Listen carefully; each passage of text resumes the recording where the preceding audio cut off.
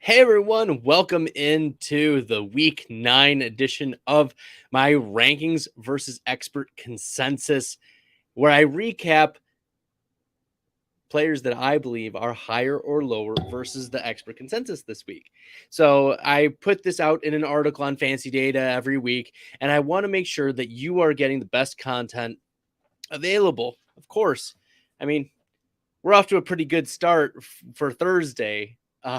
Week nine's already off to a pretty strong start in this FantasyPros accuracy rankings contest.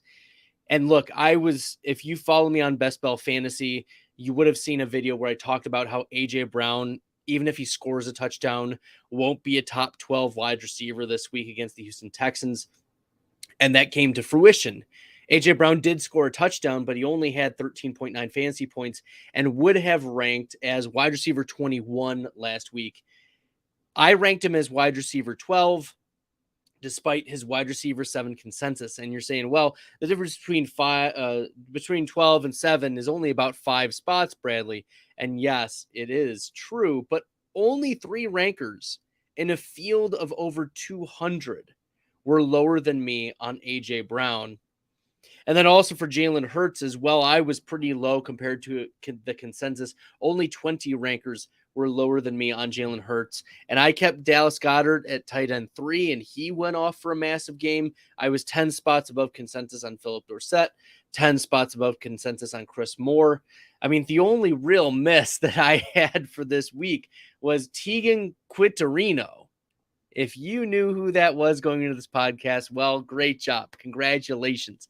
You deserve a virtual high five because I didn't know he was an NFL player. Let's be honest.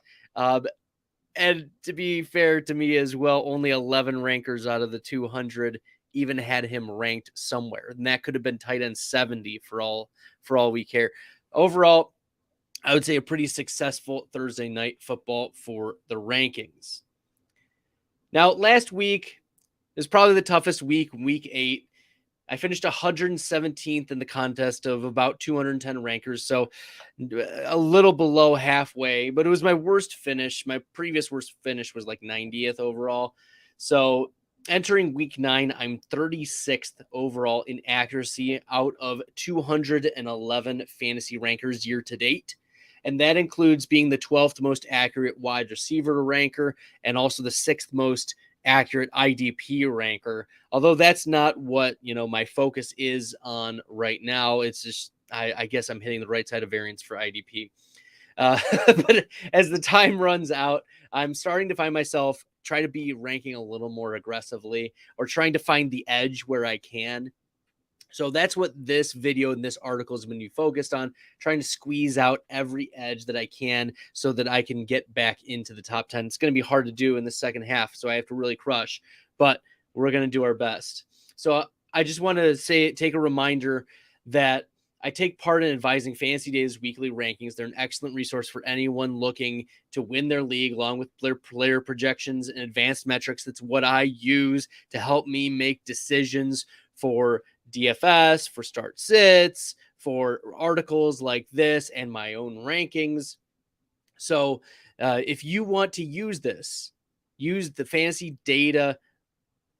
If you want to get access to it, get a subscription. Use the promo code FFF20 for 20% off any size subscription. It could be a $5 subscription. It could be a $100 subscription. Whatever subscription meets your needs, use the promo code FFF20, and that'll give you 20% off your subscription. And I mean, the fantasy footballers use it. Matthew Berry uses it. JJ Zacharyson uses it. So many others in the fantasy industry use Fantasy Data. You should too. So consider using the promo code FFF20 for any new subscription, gets you 20% off, and be like all those other excellent analysts, including myself. Use the Fantasy Data, use the promo code, and let's get to it. All right, let's jump into the rankings. Follow me on this journey as I highlight these players that I believe are above or below consensus for the week, and I want to be higher or lower. The first player is Trevor Lawrence. And while the results of Andy Dalton last week weren't satisfying, the process still worked out. as Andy Dalton scored 17 fantasy points. He threw for 2 touchdowns, threw for 220 passing yards, and that was despite the Las Vegas Raiders doing like literally nothing. Like the image in my head is this gif of like the guy with a stick poking, a rock and saying move. Like they couldn't get the Raiders to do anything on offense to push them. And so the Saints were like aggressive in the first half, and Kamara was crushing. And then the second half, like the fourth quarter went by like that. There was no push on the offensive side of the ball for the Saints in the second half of the game. And so, I think that the Raiders, they're due to bounce back. They've got Carr, they've got Adams, they've got Renfro, they've got Josh Jacobs. They've got some good offensive pieces there. Waller may be back for this game, possibly. We don't have a final word on that. We have heard that Darren Waller is trying to get back as much as he can, but I'm still looking to target the Las Vegas Raiders defense this week while Trevor Lawrence and the Jags square up against them. The Raiders still allow 21.6 fantasy points per game to the quarterback position, and they haven't allowed fewer than 17 fantasy points, 2 passing touchdowns, and 220 yards. Pretty much Andy Dalton's line last week in week 8 was the worst fantasy performance among quarterbacks against the Raiders, and he still scored 17 fantasy points. So yeah. Elite finishes are not uncommon for Trevor Lawrence either. He has finished as a top 7 quarterback 3 different times so far this season, and he's been a top 4. He's been in the top 4 twice in 8 games. So 25% of the time, there are only 3 quarterbacks that have been better than Trevor Lawrence for fantasy points. And if there's a smash matchup, it's this one. Lawrence is a top 10 quarterback for me. I think he's a strong streaming option. The consensus is at quarterback 14. So in 12-man leagues, probably not starting him. I say stream him, start him with confidence. It's against the Raiders. Don't overthink it. The next quarterback I am lower on this week, and that is Jared Goff. I don't think that he's much of a starting option at all. He's not on the streaming radar. You can't really bump him up with confidence.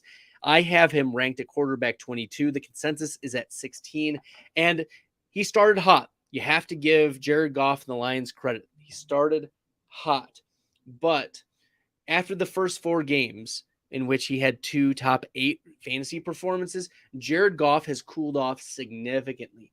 He finished on average as the quarterback 24 each of the last 3 weeks, and he loses TJ Hawkinson, his safety valve, in a trade with the Minnesota Vikings entering week 9. I'm going to talk more about Hawkinson later, whether he's higher or lower, so stick around. But Hawkinson has commanded an 18% target share so far this year, and he's among some of the leaders among tight end red zone targets. So he's been, a comfortable player for Jared Goff the last couple of years. And now Goff is going to have to switch gears. He's going to have to trust the likes of Brock Wright or James Mitchell to catch and to block for him. They're rookies or sophomores, and so it makes sense. You're fading Goff because he's been cold. He loses a key piece, and also it's a tough defense against the Packers, a Packers team that only allows 12.4 fantasy points per game to the quarterback position. And even the great Josh Allen, the quarterback 1 for fantasy, only scored 20 fantasy points against the Packers defense, and he threw 2 picks last week.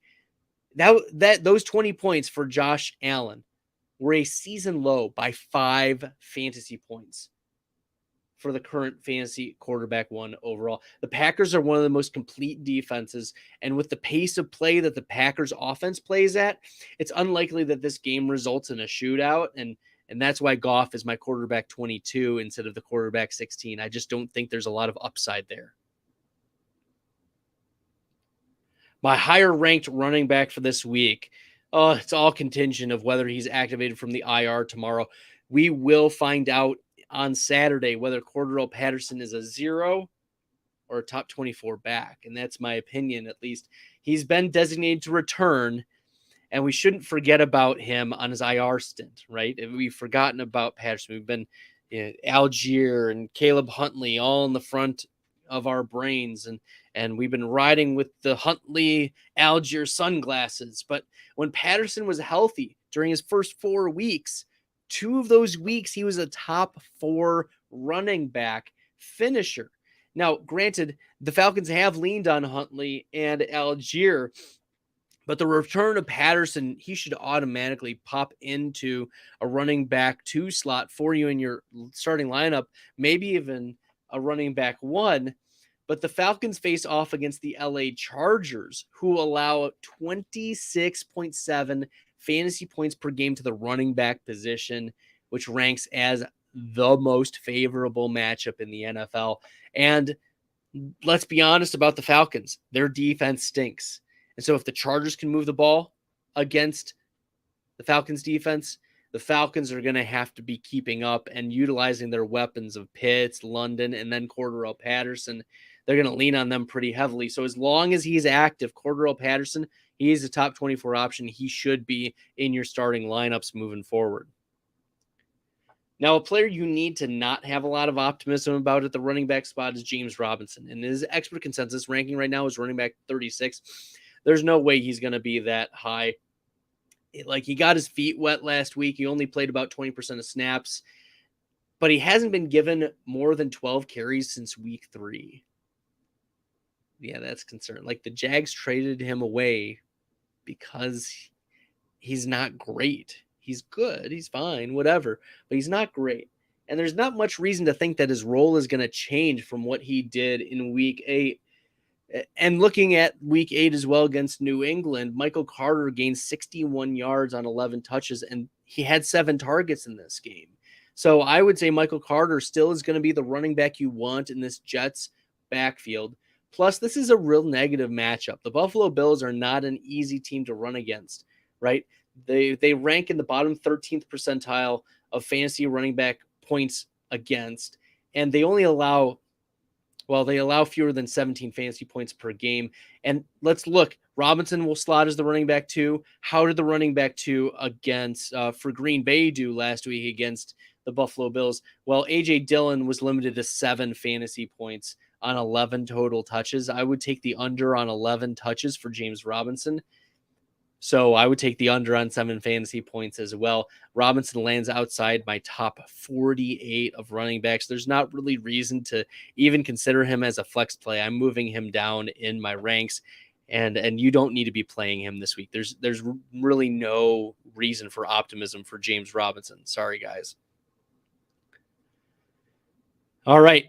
This one is, I think, a market adjusted wide receiver we need to be paying attention. And I think that the Bears softly announced that Chase Claypool is going to be playing this week.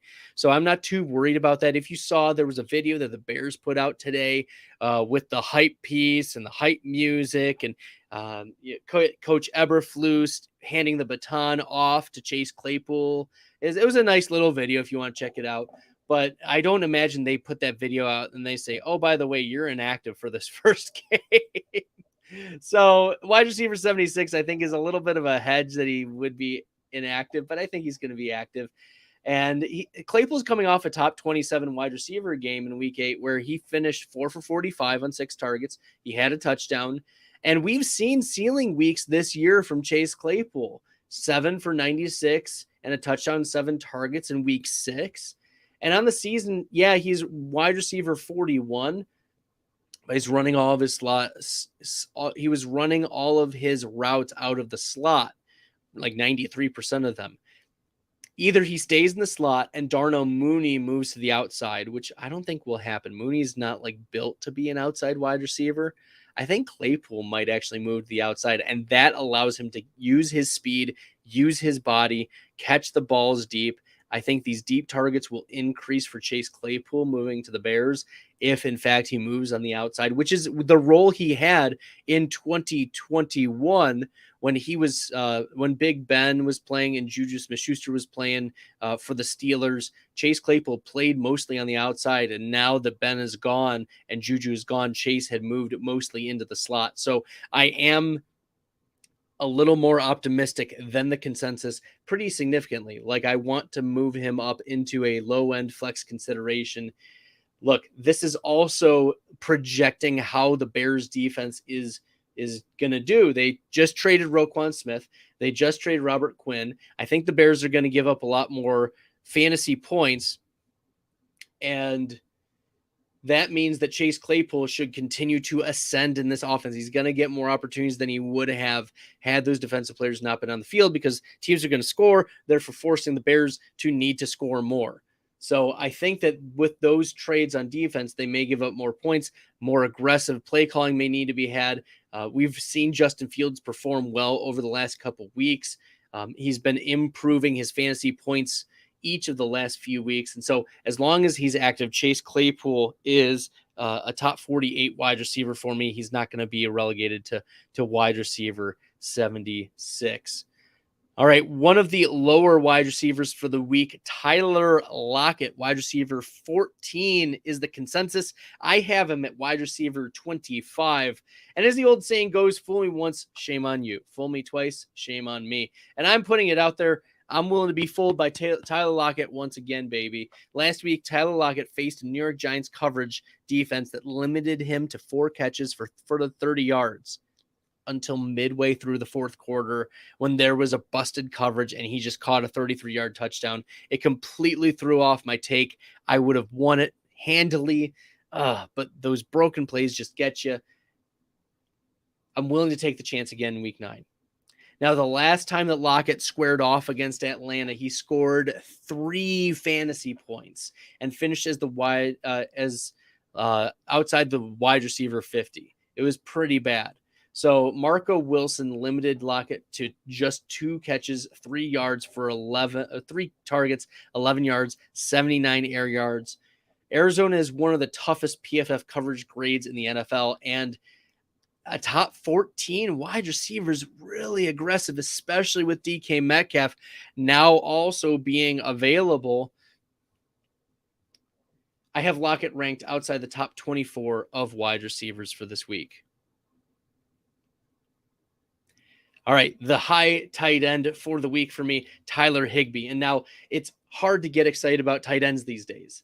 Either they've been on bye weeks or they've had chalk matchups leaning into consensus, right? It's been hard to move off of consensus because it feels like tight end has just been so tight lately because of the buys, because of the chalk, because of the like, if you look at the Indianapolis Colts, for instance, they've got Mo Alley-Cox, Jelani Woods, and a few other like tight ends that'll Kylan Granson, right? That'll all sprinkle in good matchups. You just don't know who's going to play. They all play between 35 and 55% of snaps. It's ugly. But Tyler Higbee is not to be slept on in week 9.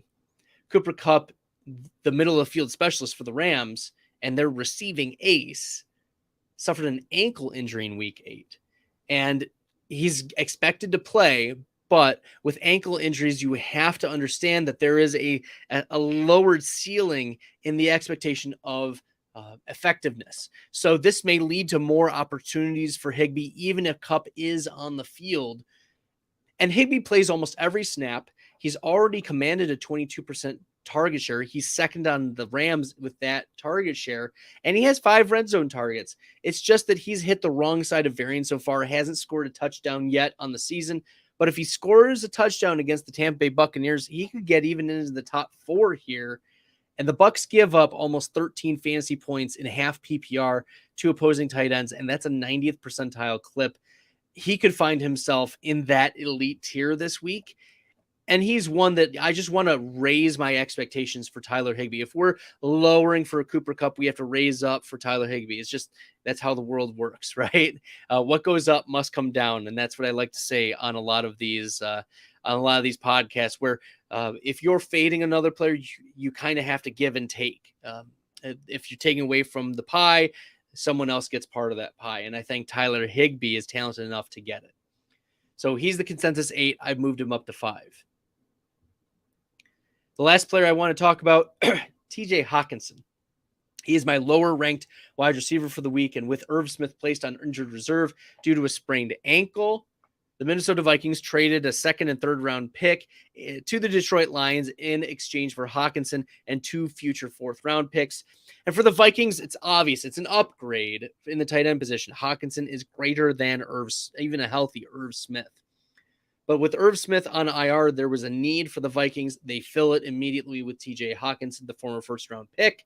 And for the Lions, it was moving on from what was anticipated to be a very expensive long term contract extension for the tight end. And so I don't anticipate like a long term and or season long shift, from Hawkinson's season long value. His first week, though, may prove difficult because he may play like 70% of snaps instead of 80 or 90% of snaps.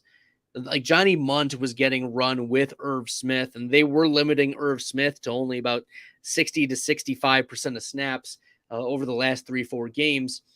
I also wonder whether Hawkinson's going to have a limited route tree in this game with only having a couple days of practice. And additionally, it's not like the Washington Commanders are a cupcake defense. In fact, they're the most difficult fantasy defense for tight ends, allowing less than 5 fantasy points in half-point PPR scoring. And it's not as though Hawkinson is a stranger to bust games either. He's finished outside the top 20 of tight ends in 3 of his 6 games so far. So Hawkinson's no higher than my tight end 15 this week. His consensus is 12. In a 12-team league, based on consensus, you're starting him. I'm not starting him this week. And maybe that's a mistake, but there are reasons to fade him. And the new offense, a tough defense, short week, maybe not playing all the snaps. That's the reality for TJ Hawkinson. I'm going to be lower than consensus for Hawkinson. We have one question in here from Blurpy from YouTube. Any trades for a wide receiver I can make with Gibson and Drake? My running backs are stacked. Henry, Kamara, Cook, ETN, 2 flex leagues, so I can play all 4. Wide receivers are Amon-Ra, D-Hop, and Pittman. Well, if you go to my article, you can go to my article and you can see some of the rankings. And I'll put the article in the chat here just so y'all can see it. But if you go to my fantasy data article, you can see my rankings. And looking at, Gibson and Drake, by the way, are 2 players that you should be considering starting this week. Gibson should be a top 24 play for you pretty easily because of JD McKissick being out. And Gibson's already been a top 24 back each of the last 3 weeks. And then Kenyon Drake is as long as Gus Edwards is out, I also think that Drake is in that top 24 consideration. It depends on if Gus Edwards is there. But with the wide receivers, what wide receivers can you get for those like top 24 plays? See if you can try to squeeze out Curtis Samuel. See if you can get an Adam Thielen. See if you can get a Jacoby Myers. Okay. I know Jacoby Myers has a tough defense this week against the Colts that are a bottom 3rd percentile versus wide receivers. They only allow 20 points per game. Yeah, let's see. Robert Woods is an interesting eyebrow raise. Trying to get Amari or Keenan Allen. Good luck. I mean, Amari is not going to help you this week. Keenan Allen won't help you this week. So if you're looking for someone this week, fine. Like, of course, you're going to want to get Amari. But Amari Cooper, I think, has solidified himself as a top 12 wide receiver, right? So you don't need either this week. Okay, if you don't need either of Amari or Keenan Allen this week, then see if you can offer one of those running backs to the Keenan Allen manager. Yeah, who's trying to get offered to the Keenan Allen because he's probably tilting. Keenan Allen hasn't played since week 1 and he hasn't been particularly close. So if you don't need him, there we go. Trying to get Amari as well. Like, you're going to have to pay up for Amari. I wonder if, Drake plus Pittman could get you Amari, but yeah, we'll see. That's what I would recommend. Okay. Yeah.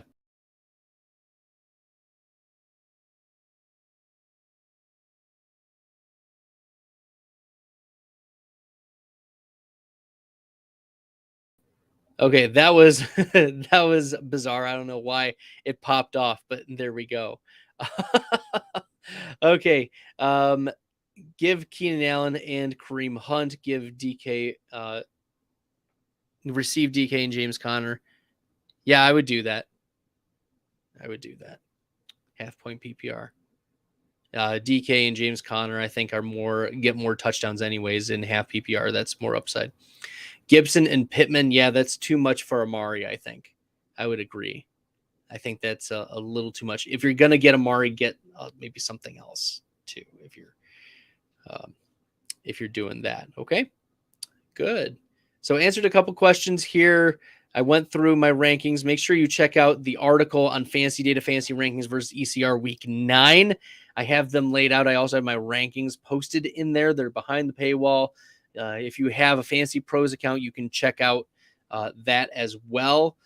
You can use the promo code FFF20 for 20% off any size subscription for Fantasy Data. You can read this article, every other article behind the paywalls. You can get access to not just NFL data, but MLB, NBA, NHL, PGA, and NCAA data. And it's what Matthew Berry uses. It's what JJ Zachariason uses. The fantasy footballers use. It's what I use. I'm a top 36 out of over 200 in the season to date FantasyPros actually rankings contest. I've had 2 top 15 finishes so far this year. So it's been a pretty good year for me, and I appreciate y'all jumping in so far.